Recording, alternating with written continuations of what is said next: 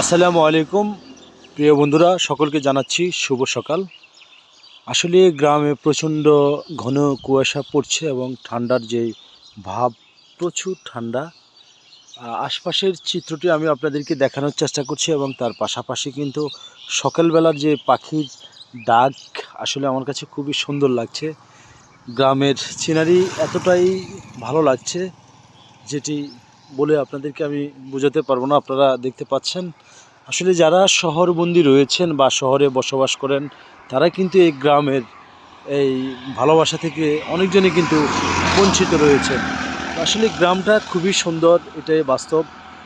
সকালবেলার সিনারি একেবারে ঘন কুয়াশার চিত্রটাও আমি আপনাদেরকে দেখানোর চেষ্টা করছি।